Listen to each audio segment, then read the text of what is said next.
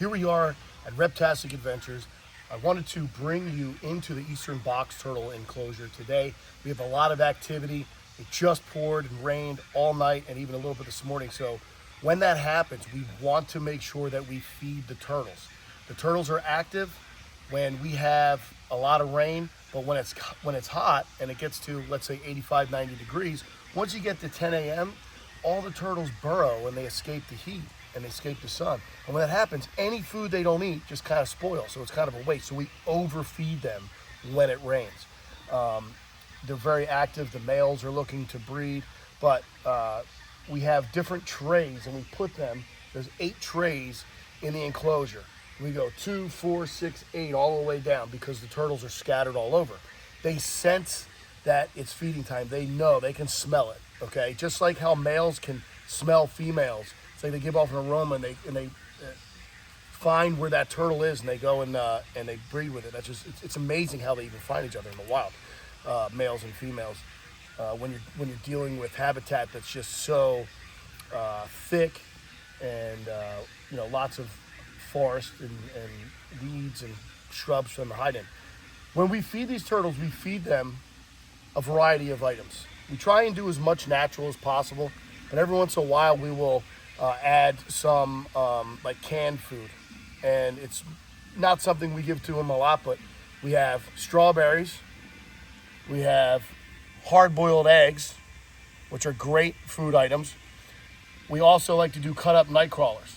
There's a lot of days I come out here and just do night crawlers. I'll just rip them up in half and just walk around and toss them. And there's some canned Friskies food, which is not the best for them, but it's okay every once in a while to feed them that. I wouldn't recommend anything really when you're feeding turtles other than a natural diet. But check this out. This is a male, one of my nicest males. I just want to show you how pretty the head is on this turtle. Terrapini Carolina. Look at how beautiful that head is. Look at the legs too. And it's not even that big of a male. It's kind of a smaller male, but the coloration is just absolutely amazing. You can see it's got some egg on its face. So obviously it was just over here eating. So I'm gonna try and put it back over here as we walk around the enclosure so it can continue to do that. I think I scared it when I walked up. So let's walk this way. Let's go check out some of the other ones.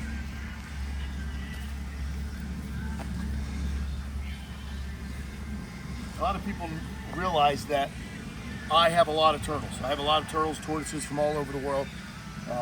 But they don't know that I'm also into other animals too. I have rhino iguanas, I have Argus monitors, and my pine snakes, northern pine snakes. This is an outdoor enclosure. And what I'm gonna do is I'm gonna open this up real quick, and I'm only doing that because we're in the box turtle pen. But I'll do another video later showing you guys more of these snakes. So the reason why I wanted to show you now is because this is a female and she's grabbing. That's one of the males. You can see he's kind of like ready to strike. He kind of wants something. You hungry, buddy? Yeah, probably. But you see the female here? There's another small female there. This one has been digging around right here. This is where she likes to lay her eggs. Every year she does, and she usually lays them like mid to late July. For some reason, I don't know why. I figured it would be earlier. But yeah, those are the northern pine snakes. I'll show you more of them later. Right now, we're just focusing on the eastern box turtles pen here. Let's see. Don't mind the music. I got music playing. It helps keep the peacocks calm a little bit. They don't yap as much, even though sometimes they will at 3 in the morning. All right, so walking around here. So this is more of the egg laying spot for the eastern box turtle. It gets a decent amount of sun. The only thing that kills me here is there's moles. So it's important that I always come here and I dig up these eggs as fast as they're laid. So last night, believe it or not, we're here in July. We're in pretty much the middle of July. Last night was July 9th, and we have had 2 eastern box turtles right here. They laid eggs, and I came out last night and dug them up because these moles are gonna destroy them. I've even had moles take eggs, whether or not they ate them or not, but I've seen a turtle lay eggs. I saw 3 or 4. I'm like, all right, I'll come back tomorrow, dig them up. Come back tomorrow, I dig them up, they're not there. And it's like, what? And then you reach down, you get down to the bottom of the cavity where they were, and it's like there's you feel the mole hole come right into the chamber where the eggs were. So you gotta watch out for moles. This is just done by my peacocks. You gotta watch out for moles. Here's another mole tunnel. I like to tell them who's boss. All right, so walking over here, this is our shaded area. And this is where we've got a lot that are eating because we just put food on there. And they just smell it from all over the place. They come running and they congregate right on this plate.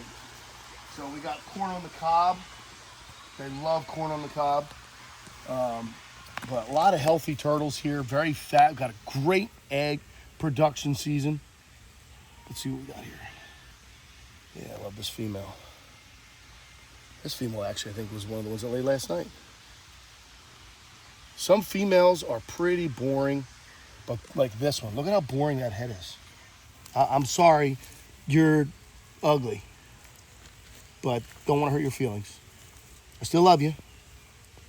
And there are other females that are a lot more colorful. I don't really see any really colorful females in this area right here. We do have some nice males. As you saw the one earlier, here's a decent male. There's a decent male back there. So very hungry, very active on this rainy day. Let's walk around. Let's go try and see if we can go this way without disturbing too many. See if I can find a high-colored female. I don't know. We'll see. There's the peacocks. Look, we got the babies walking around. There's 5 babies. And they just kind of wander through all the pens and pick at bugs. And I also feed them some small mealworms. There's another. Yeah, it's just a male. I thought that was a female. I was looking for a female. I thought it was a female that was really colorful. Let's walk this way. Over here, for some reason, there's not a whole lot of activity as they go by the food bowl. I thought we would have had some right here. There's a nice female in here. I've had this one for a while. This is a nice. I like this turtle. Some of them you get like sentimental value. You know, they have sentimental value, and they just grow, and you've had them for a long period of time. And you kind of learn the personality of the turtle. All these turtles have personality. And they're very, very comfortable around me. And it's just, I enjoy spending time with them and making sure that they're enjoying their best life here. They're protected from predators. And they have the best habitat. They're protected from cars getting run over. And they're just all thriving here, and they just keep reproducing. We rarely have any illnesses with these guys. Sometimes you get face abscesses where we got to cut them off, but they're so strong and so healthy that we don't really have to worry about that. The goal is to prevent them from getting sick, not worry about treating them as much when they get sick. If we can prevent them from getting sick, then everything ends up in good shape. So nice big female. She seems pretty heavy. She might even be gravid. Let me see.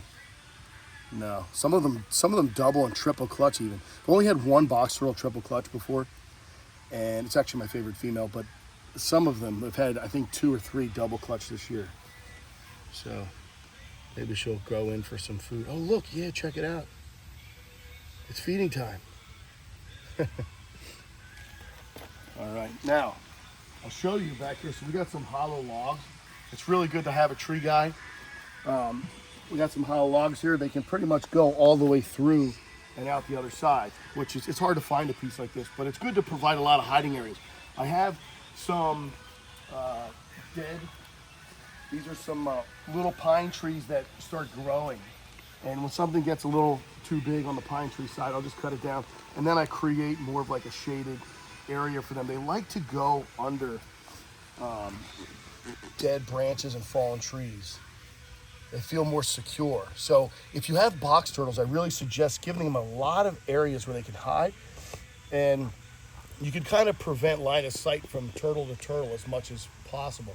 the less they see each other, the happier they are, the less stressed they're out, especially when you're dealing with male to male, as sometimes they can get aggressive towards each other. Look at the beautiful eyes on this one. They're very high yellow. The shell and the head, nothing special, but the eyes are cool on this one. There's another nice female. See, this one's eyes are more orange, not really yellow. But there's such large variation. And this has kind of gotten bigger, this little chip here. This has gotten bigger because a couple years ago, this wasn't even really there. And it's a male, he gets on top, and he really bites at the female. And over time, it just kind of wears and tears on the front there. But a very active and a turtle that obviously trusts me to come out of her shell. When a turtle doesn't trust, they will close up and they will form, which is why they call them box turtles. They go into their shell. They got a hinge here on the plastron. It closes up. But look at how fat and healthy this turtle is. Very alert. And I just love seeing them thriving here all the time, every year. It's really exciting. My favorite time of year. I would say late April, early May, all the way until probably middle of July. Then it just gets too hot. A lot of them kind of hide. You don't see them as much, but egg laying season is the most fun here. So I have a pond here. Okay. Now the pond is shallow for them to walk into. Box turtles are aquatic. They love water, which is why they're out and active when it rains. Now, in the wild, they'll try and track down a puddle. If you see areas and wooded areas, grassy areas alongside the woods and areas where there might be puddles that build up every time it rains, you're gonna see more turtles. They congregate in there when it rains. They know where the puddles are. They go out there and they like to sit in them, soak in them. And one of the things that I have to make sure I do here is I have a hose. I got some valves. I turn the hose on and just let it run for a couple hours.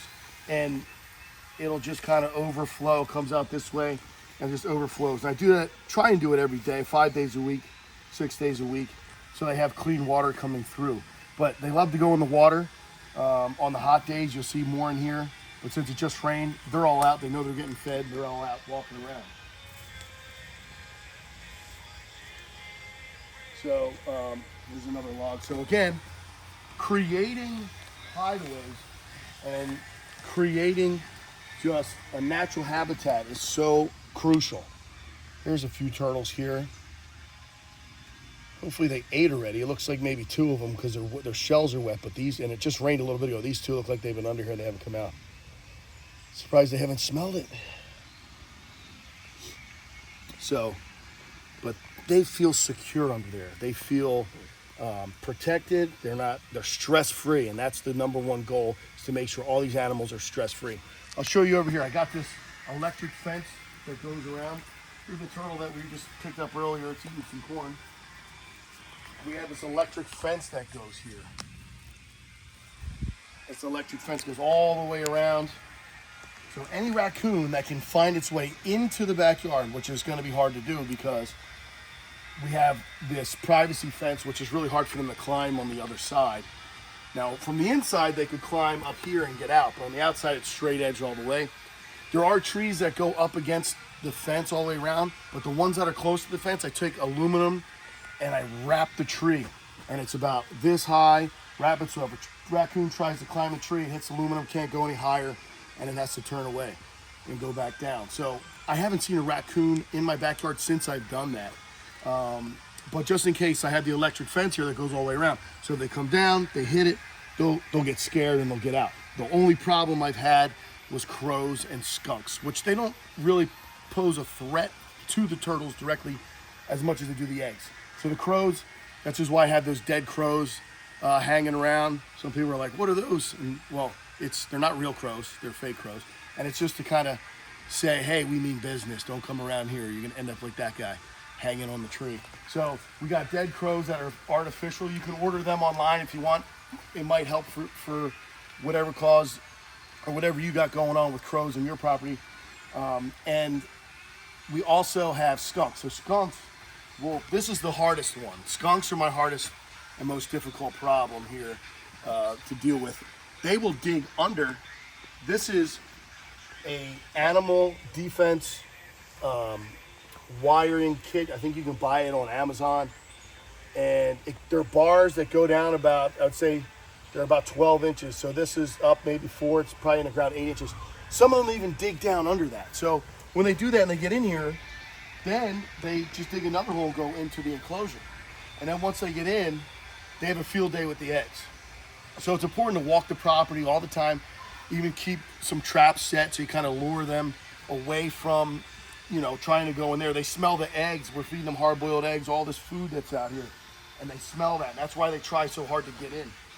So last year I had one dig under here, got in, and this thing was the fall, probably dug up, you know, 100-some eggs between all the pens. It just went crazy in one night. I couldn't believe it. So goal is just to prevent that from happening. And those are nests that I missed. I don't try and leave these nests in the ground. I want to bring them in, artificially incubate them, just for that reason, to avoid predation and to avoid, even if they hatch out here, to avoid them being eaten by the larger ones. So you have larger adults sometimes that will eat the babies. So ground hatch babies usually pop up. It's rare because again, I get most of the nests, but they usually pop up around late September. You can find them walking around the base of the wall, so it's important you come out here every morning. Usually they hatch right after rain, softens the eggs in the ground, and they pop right up. And sometimes in the spring, like mid-April, late April, early May. Crazy this year, we found a couple babies like middle, end of June. I was like, what the heck? Couldn't believe it. This female is very unique. Check out that. This is like just a unique look to it. The color's got some nice yellow in the head. Here's a little juvie right here. So once they get to be this size, they come in the pen.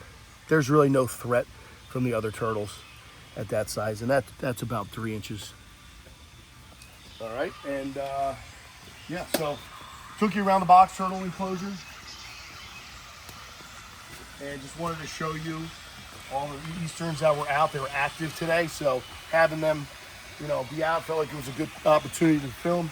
And next time we'll talk more about Greek tortoises. We got a lot of Greek tortoises, marginateds, Hermans, Dalmatians, and my new pond here. It's going strong.